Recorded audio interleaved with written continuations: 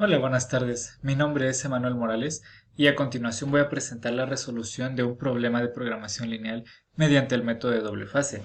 Esto para la materia de investigación de operaciones con el profesor José Lucio Palacios Arias para el periodo de otoño 2021. Bien, como podemos ver, el problema pertenece a la sección 2.7, que dice resolver los siguientes problemas por el método de doble fase.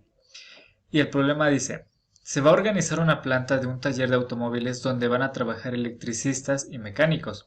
Hay que notar que son dos tipos de personal diferente. Por necesidades de mercado es necesario que haya mayor o igual número de mecánicos que de electricistas y que el número de mecánicos no supere al doble que el de electricistas. En total tenemos disponibles 30 electricistas y 20 mecánicos. El beneficio de la empresa por jornada es de 250 euros por electricista y de 200 euros por mecánico. ¿Cuántos trabajadores de cada clase deben elegirse para obtener el máximo beneficio y cuál es este? Bien, nuestras variables de decisión son X y Y, que respectivamente será la cantidad de electricistas a elegir y la cantidad de mecánicos a elegir. Como se sabe que el pago para electricistas es de 250 euros y el pago para mecánicos es de 200 euros, nuestra función objetivo queda definida como máximo de z igual a 250x más 200y. Es muy importante notar que el problema nos indica que es de tipo maximización, ya que debe obtener el máximo beneficio. Bien, las restricciones quedan definidas como menos x más y mayor o igual a 0, menos 2x más y menor o igual a 0, x menor o igual a 30 y y menor o igual a 20, donde sabemos que tanto x como y son mayores o iguales a 0.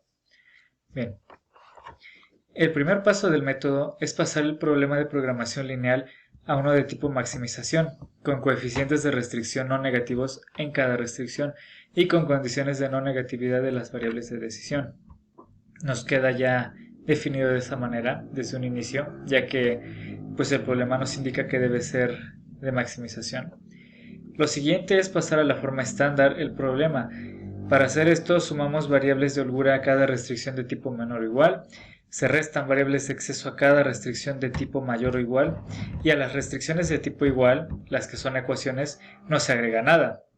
Por lo tanto, nos queda de la siguiente manera. A la primera restricción se le resta una variable de exceso y a las siguientes tres se suma una variable de holgura.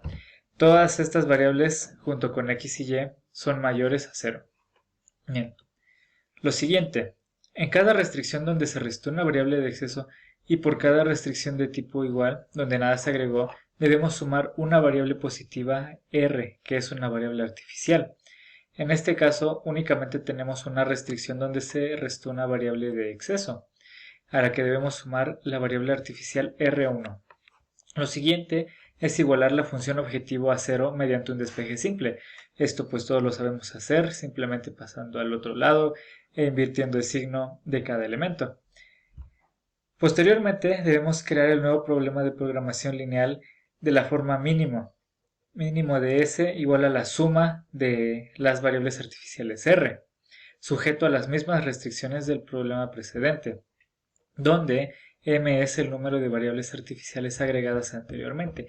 En este caso únicamente tenemos una variable artificial, por lo que nuestro nuevo PPL queda de la forma mínimo de S es igual a R1, sujeto a las mismas restricciones que ya teníamos dadas. A continuación, pasamos el PPL anterior a la forma de maximización, sujeto a las mismas restricciones. Para esto únicamente debemos invertir el signo. Como en este caso teníamos mínimo de S igual a R1, al pasarlo a forma de maximización queda máximo de P igual a menos R1. A continuación igualamos la función objetivo a 0 mediante un despeje simple. Después hacemos la tabla con los coeficientes del PPL anterior, en donde las variables básicas serán las de holgura y las artificiales, quedándonos de la forma que podemos observar aquí. A continuación, debemos hacer vectores unitarios a las columnas de las variables básicas, es decir, hacer ceros a los unos que están en la función objetivo y en las columnas de las variables artificiales. Esto lo conseguimos mediante operaciones básicas de matrices. Bueno, posteriormente Debemos aplicar repetidamente las reglas básicas del método simplex canónico hasta obtener las condiciones de optimalidad. Esto lo hemos venido haciendo ya varias veces, es decir, que encontramos la variable de entrada, la variable de salida, pivoteamos, etc. Esto no es algo nuevo. Bien, observamos que tenemos coeficientes mayores o iguales a 0 en la función objetivo, por lo que podemos pasar a la siguiente fase. Y aquí está descrita. Fase 2. El primer paso, construir una tabla nueva a partir de la anterior, suprimiendo las filas y columnas de las variables artificiales de la última tabla óptima de la fase 1, y se cambian los coeficientes de la función objetivo de dicha tabla por los de la función objetivo del PPL del paso 4 en la fase 1. Entonces, en la nueva tabla, como podemos ver, se ha suprimido la variable artificial R, que había sido agregada anteriormente. Lo siguiente es hacer vectores unitarios a las columnas de las variables básicas de la tabla, hacer ceros a los elementos de la función objetivo que están en las columnas de las variables básicas. Esto nuevamente lo hacemos con operaciones básicas de matrices y seleccionamos el elemento más negativo de la función objetivo, que para este caso es menos 450, por lo que la variable de entrada será x, que se encuentra en esa columna. A continuación, para la variable de salida, hacemos el mismo procedimiento de seleccionar el mínimo de los cocientes, que en este caso es seleccionar el mínimo de 30 o 20, que es 20, por lo que nuestra variable de salida será R4. Ahora, mediante operaciones básicas de matrices, pivoteamos, hacemos ceros a los elementos de la columna del pivote, exceptuando el pivote.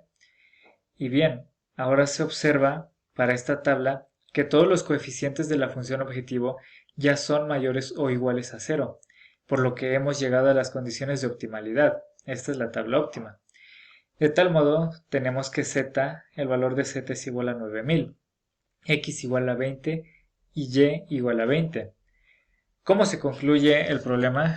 Bueno, con que son necesarios 20 electricistas y 20 mecánicos para tener el máximo beneficio de 9000 euros.